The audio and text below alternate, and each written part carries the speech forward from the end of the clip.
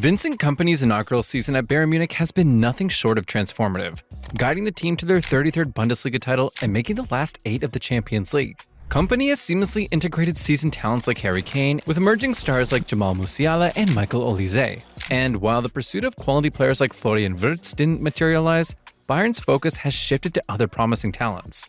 With emerging stars such on the horizon, quality players on the pitch, and more exciting ones coming through going into next season, the future looks promising. So what's Kompany's Bayern Munich squad going to be like in the coming season? Hit that like and subscribe button and let's get into it.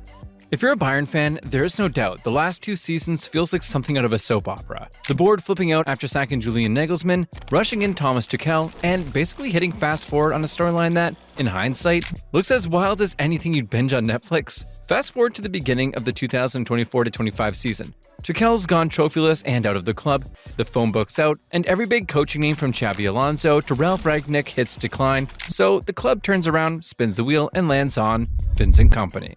Headline screamed, shock pick, and X melted down. Fans and pundits all like, Kompany? The dude who just took Burnley back to the championship? Yeah, they might have been a mess the previous season, but this is Bayern and not your neighborhood 5-a-side team. It's the place that expects silverware every single May. So cue the eye rolls when they hand the keys to a 38-year-old whose Premier League resume is basically one brutal relegation. Sure, has Burnley played slick, possession-heavy, build-from-the-back football in the championship, but the minute those big-money Premier League forwards pressed, the whole thing popped like a cheap balloon. So let me ask you, and be honest when those push notifications flashed Kompany to Bayern, did you really seriously believe this rookie manager gamble would survive the Allianz pressure cooker, deliver instant trophies, satisfy the ultras, and still play the pretty passing game that got shredded in England's top flight? Or did you shake your head thinking the board was swinging like a desperate fighter throwing haymakers in the 12th round? Well, whatever you thought of the whole Kompany appointment drama, guess what? None of that really mattered because the Bayern board was already out there making moves, working hard behind the scenes to give their new man exactly what he wanted in the transfer market. They went big. Bayern dropped a cool 50 million euros on Michael Olise from Crystal Palace, a flashy winger with skill to burn. Then they signed Eric Dyer, bringing in some solid defensive experience, a player who knows his way around big matches. But they didn't stop there. Hiroki Ito from Stuttgart came in to strengthen the backline, and Joao Palhinha from Fulham was added to bulk up the midfield, giving the team more options and depth to fight on all fronts. On the flip side, Bayern also said goodbye to some big names. Matthijs de Ligt, who was once seen as a rock at the back, was sold to Manchester United, sending shockwaves through fans who thought he'd be a long-term Bayern legend. Alongside him, Noussair Mazraoui also made the move to Man United, leaving Bayern's defense a bit lighter, but maybe making way for Kompany's own style to take root. So now, with these new faces arriving and old ones leaving, the big question was, could Kompany turn this reshaped squad into a trophy-winning machine, or was this just the start of another rollercoaster season filled with doubts and drama? Well, Kompany delivered alright. Bayern reclaimed their Bundesliga title and did well enough to finish in the UCL top 8. All of that was made possible not only by Kompany though, but by certain players that form the core of his Bayern team.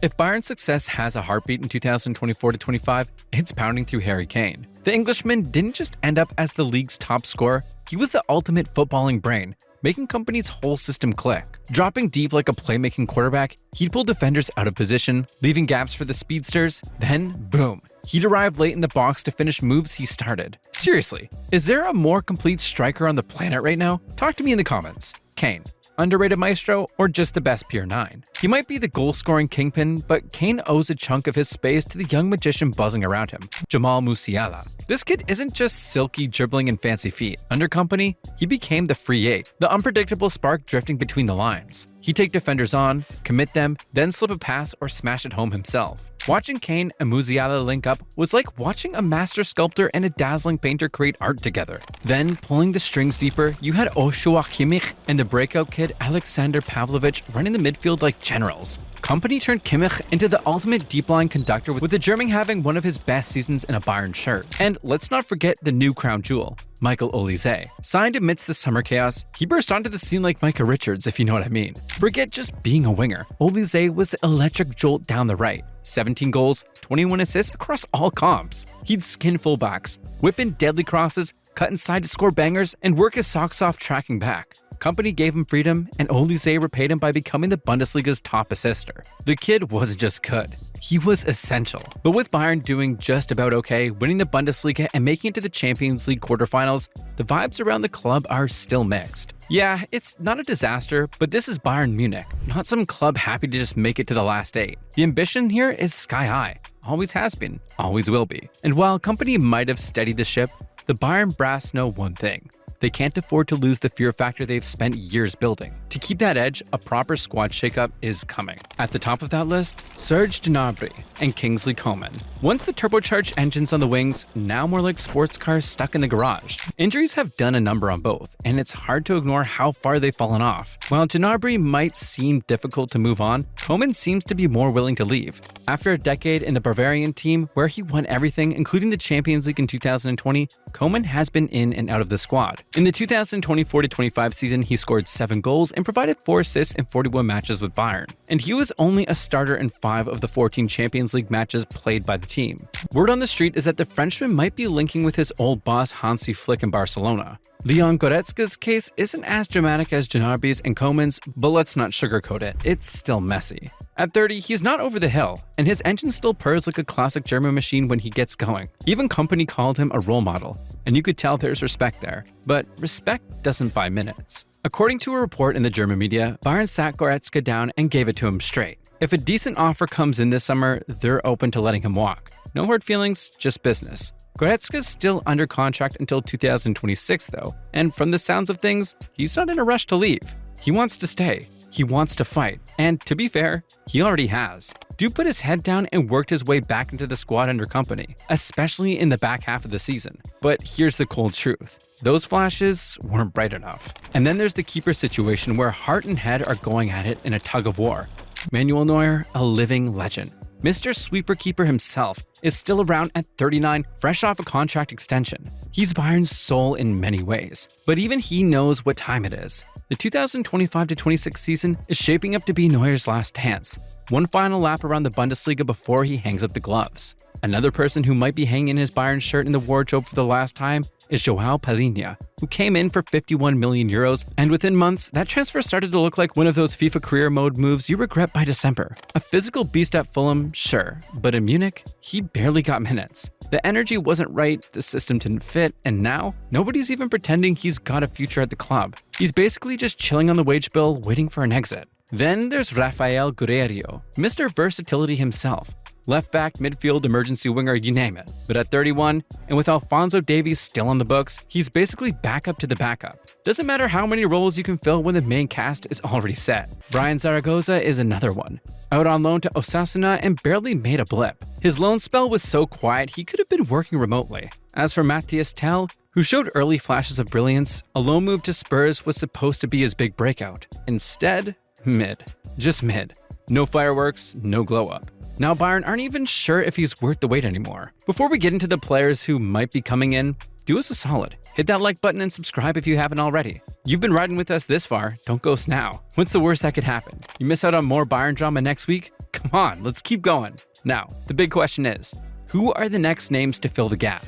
So here's the lowdown in one long, rolling breath. Now that Bayern already nailed down Jonathan Tah, Vincent Kompany's whole summer vibe is zero fairy tales and all hard logic, no splashing cash on flashy old legends, just smart, hungry players who click with his tactics. Because last year proved that betting everything on Harry Kane's goals alone is like walking a tightrope without a net. And Mathys Tell's shaky loan at Spurs only hammered that lesson in, which is why Kompany is dead set on landing a striker who can actually push Kane instead of just stretching in the warm-up. Right now, the Bundesliga talent pool has served up 2 big candidates who fit the bill.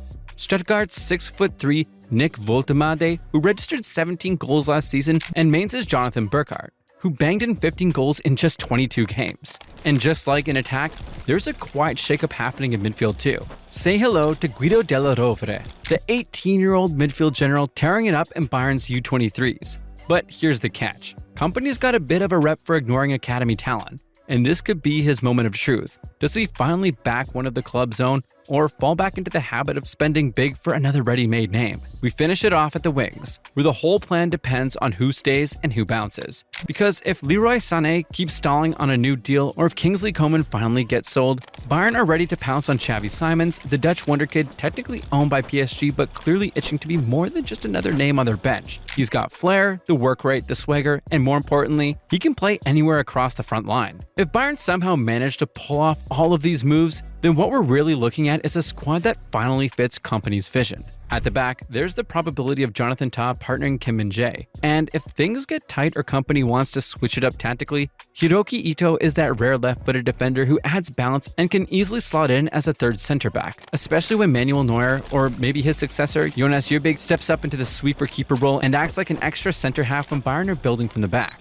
And then there's the midfield, which has gone from being Bayern's signature strength to a bit of a soft spot over the years. But now you can feel that slow, deliberate transformation happening. Joshua Kimmich is still there pulling strings and keeping order, but he doesn't have to do it all by himself anymore. Aleksandar Pavlović, the 19-year-old who used to just be a one-for-the-future kind of player, is starting to look like someone who can play multiple roles. And while most fans know it's still a long shot, there's quite excitement about whether Kompany might take a leap of faith and throw Guido Della Rovere into the mix. Even though it might be too soon, you never know with a coach who's building for the future. Up front, Bayern are blending purpose with flair. Michael Olise, after a monster 38-goal contribution season, looks set to own the right wing. On the left, things hinge on Leroy Sané's contract saga. If he leaves, Bayern are ready to bring in Xavi Simons on loan from PSG. Harry Kane stays the main man, but last season showed the danger of relying solely on his ankles. Jonathan Burkart's off-ball sprints or Nick Woltemade's aerial strength could bring serious competition. Just behind them, Jamal Musiala floats in a free 8 role, finding space as Kane drags defenders away. All of this fits into Kompany's evolving system. On the ball, Bayern morph from a 4-2-3-1 to a 3-2-5. Neuer or Urbig steps up, fullbacks tuck in, and Kimmich starts passing patterns that bait pressure and punish it. Off the ball, the line pushes high, pressing is drilled, and recovery speed becomes key. In the Bundesliga, this high-risk, high-reward system will dominate. In Europe, Kompany will adjust, going deeper, doubling the pivot, and choosing maturity over hype when it really matters. And there you have it. Vincent Kompany isn't just rebuilding Bayern Munich, he's quietly building an army. Young, hungry, technically gifted players are being lined up to restore Bayern's dominance, not just in Germany, but across Europe. But the real question is, will Kompany's new Bayern team deliver silverware? And who do you think will become the face of this new Bayern era? Let us know in the comments below. Don't forget to turn on that notification bell so you never miss a drop. And if you're still hungry for more football content, stick around and hit the next video. We've got another exciting story waiting for you.